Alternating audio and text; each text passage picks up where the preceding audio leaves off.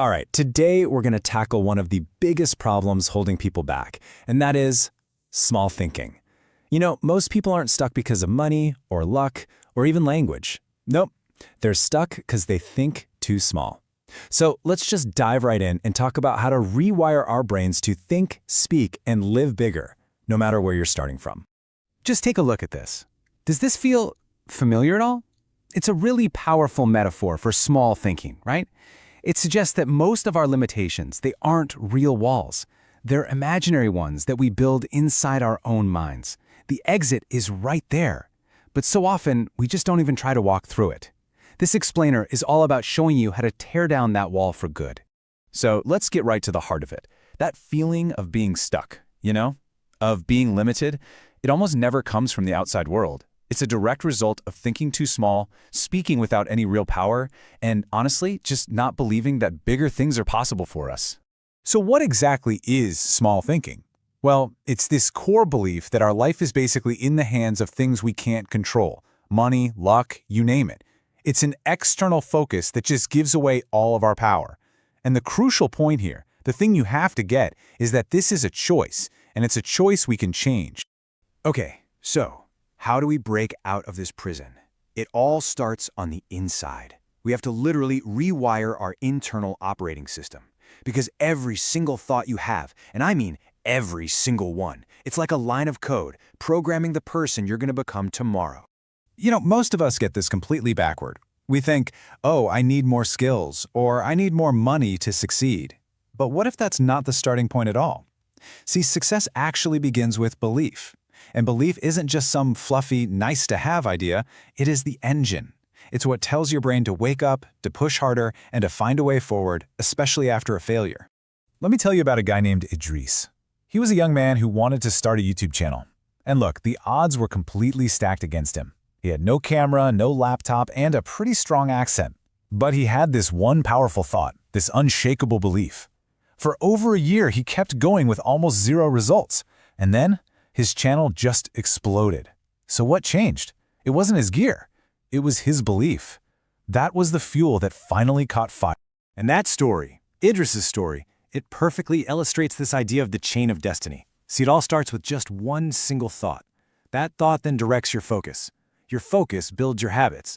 Your habits forge your identity, and your identity, well, that ultimately creates your destiny. It's a totally unbreakable chain, and that very first link is always what you choose to think. And get this, your words are literally instructions for your brain. Just think about the huge difference between saying, I'll try, versus I will. I'll try just programs hesitation, right? It gives you an easy out, but I will programs commitment. Every time you upgrade your vocabulary from I can't to I can figure it out, you're fundamentally changing how your brain tackles every single challenge that comes your way. Okay, so we've worked on the inside. Now let's talk about how this internal mindset actually translates into external action. It's time to shift from just surviving day to day to actually designing the future you really want. And for that, you're going to need a blueprint. Ask yourself this, are your goals making you tired or are they making you feel alive? Just look at the difference here. Survival goals, like just paying the bills, are absolutely exhausting. There's no fire there. But a big goal, like building freedom for myself and others, that's electrifying. It pulls you forward. Small goals make you tired, big goals make you come alive. This incredible statement comes from a man who used to work 12-hour shifts in a cement factory. One night, he just decided he was done. He was done just surviving, and he whispered this to himself. That single decision, that shift from a passive to an active mindset, that was the start of everything for him. He didn't just leave that factory. He eventually built his own business right next to it. Look, thinking big is the plan, but it's totally useless without fuel. A rocket doesn't just gently float off the launch pad, does it? No, it explodes upward with incredible force to break free from gravity. Your past, your old habits, your self-doubt, that's your mental gravity. And to escape it, you need powerful, decisive action. So I guarantee you this. On this path, you are going to face obstacles. That's a fact. But big thinkers, they don't see them as roadblocks. They see them as raw material. They learn to turn excuses, pressure, and even failure into the very fuel they need to go higher. Let's start with the most common obstacle, something we can call excuse-itis. Now, this isn't just a bad habit. It is a system of self-sabotage. Think of it like faulty code in a super high-performance machine. The machine is capable, but the code keeps telling it to stop. Excuses program your mind to hesitate and shut down before you even get started.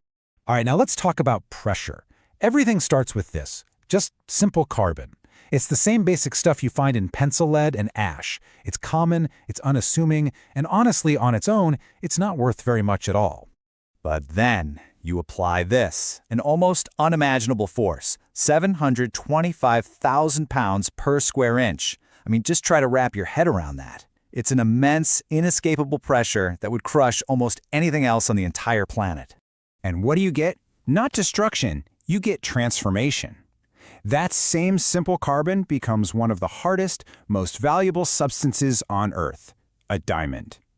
And that is the absolute truth about pressure. When it's directed, it doesn't break you, it makes you. And what about failure? Well, the difference in perspective here is everything. For a small thinker, failure is a personal verdict. It feels like a stop sign. But for a big thinker, failure is just data. It's information. It's not the end of the road. It's just a sign telling you that your strategy needs a little refinement. Adopting this one single shift in perspective can change your entire life's trajectory. Okay, let's bring all of this home. The final and probably the most important point is this. You were not built to stay small. Your natural state, your default setting, is expansion. Think of your potential like a balloon. It's designed to expand, right? The only reason a balloon stays small is if you stop putting air into it. Well, people stay small for the exact same reasons. They stop feeding their minds with expansive thoughts. They stop pushing against their comfort zones.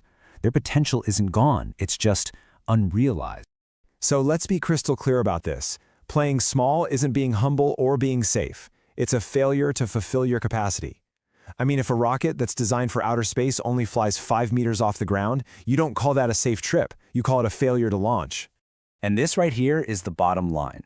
This is the one unbreakable rule that governs everything we've talked about. Your external world will never, ever outgrow your internal one. The size of your success will always be a direct mirror of the size of your thinking. So, we end on this. It's not a question of ability or potential. You already have that. You were built to grow, to create, to achieve big things. The only question that's left is a choice.